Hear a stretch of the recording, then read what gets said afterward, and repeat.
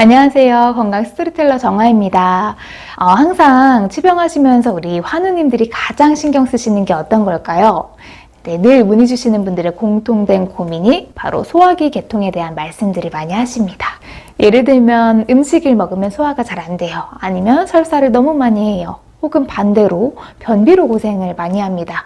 거의 이런 고민들을 많이 가지고 계신 것 같은데요. 그래서 오늘은 장내 유익균을 많이 만들어주는 식품이라는 주제로 최신 기사가 나온 게 있어서 소개해드리려고 준비했습니다. 다만 항암 중이신 분들은 사실 항암제의 독성으로 점막이 허물어져서 이 수분 흡수가 잘 되지 않아서 설사가 생길 수 있거든요. 이런 상황은 조금 다른 문제긴 하지만 그럴 때는 장을 자극할 수 있는 음식은 먼저 피하시기를 권유드립니다. 네, 모든 질병은 장에서 시작한다라는 말도 있잖아요. 그래서 식사 후에 프로바이오틱스 같은 건강식품으로 보충해 주시는 것도 좋지만 평소에 음식을 통해서 프로바이오틱스와 같은 건강 유익균이 굶어 죽지 않도록 먹이를 꾸준히 제공해 주면 더 빠르고 확실한 효과를 보실 수가 있습니다. 네, 그 음식으로 첫 번째로는요. 사과, 돼지감자, 블루베리 같은 섬유소가 풍부한 음식입니다. 섬유소는 장에 좋지 않은 박테리아가 생성되는 것을 억제하고 유산균이나 비피더스가 유익균의 번식을 돕게 되는데요. 참고로 돼지 감자는 감자가 아닙니다. 종이 서로 완전히 다른 채소인데 돼지 감자는 감자보다 식이섬유소는 3배나 많고 열량은 반대로 고구마의 절반 수준이라서 혈당을 빠르게 올리지 않아서 당뇨가 있으신 분들에게도 추천할 수 있는 좋은 채소라고 할 수 있습니다. 그래서 돼지 감자가 좋다고 우리 집에 감자 있는데 그냥 그거 먹으면 되겠네? 라고 생각하시면 안 되시겠죠.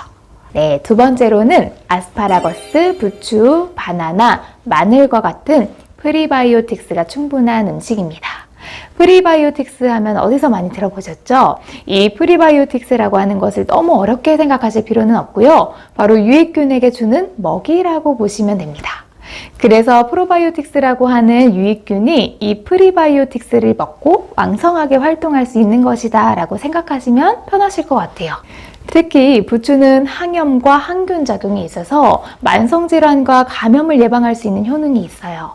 또 아스파라거스도 이 섬유소가 많은 식자재 중에 하나인데요. 마늘과 부추, 아스파라거스는 이런 야채들은 몸의 면역력을 높여주기 때문에 즐겨 드시면 너무 좋겠죠. 네, 오죽하면 코로나 치료에 마늘이 좋다라는 이야기도 있었겠어요.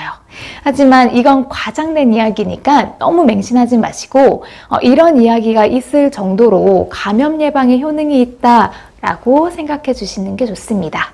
세 번째로는 된장, 김치, 요구르트 같은 발효 음식입니다. 이런 발효 음식은 당연히 장내 악성세균을 억제하고 유산균이 잘 자랄 수 있는 환경을 조성해 주는데요. 너무 추천할 만하긴 하죠. 다만 여기서 조금 유의하셔야 하는 부분이 있는데 김치 드실 때 너무 심하게 맵고 짜게 만들어서 드시는 건 피하셔야 합니다.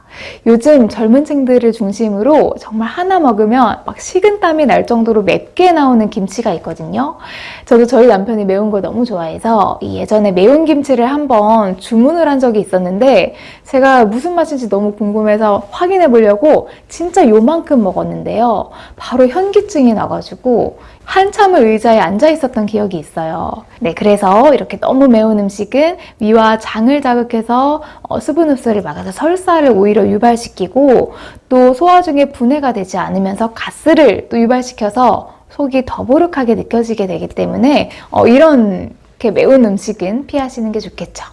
네, 적당히 매콤한 김치를 선택하시는 게 좋아 보입니다. 네, 그리고 요구르트 같은 경우에는 제조 목록을 보시면 이 설탕이 많이 함유되어 있습니다. 그래서 직접 만드시거나 무가당 제품을 잘 살펴보시고 구매해서 드시길 추천드립니다. 네, 마지막으로는 폴리페놀이 풍부한 아몬드, 브로콜리, 녹차 추천드릴게요. 이 폴리페놀이라는 성분도 유해균의 성장을 억제하고 유익균의 성장을 키워서 장 건강의 불균형을 정상적으로 잡아주는 역할을 하는 것으로 알려져 있는데요. 이 혈압과 콜레스테롤을 낮추고 또 항산화 작용을 하기도 합니다.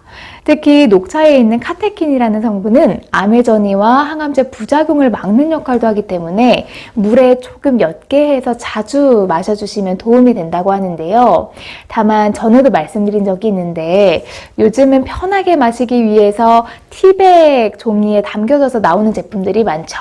네, 그런 건 이제 고온의 물을 넣게 되면 녹으면서 미세 플라스틱이 녹차 안에 같이 섞여 나온다는 뉴스가 종종 등장하니까요. 녹차는 2%된 제품을 구입하셔서 따로 내려 드시는 게 가장 좋습니다. 네, 이렇게 해서 오늘은 장내 유익균을 활성화시킬 수 있는 음식에 대해서 알아봤고요.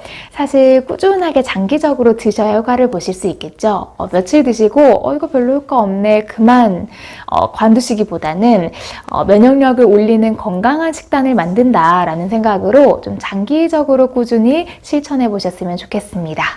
네, 오늘도 시청해 주셔서 감사합니다. 항상 건강하세요.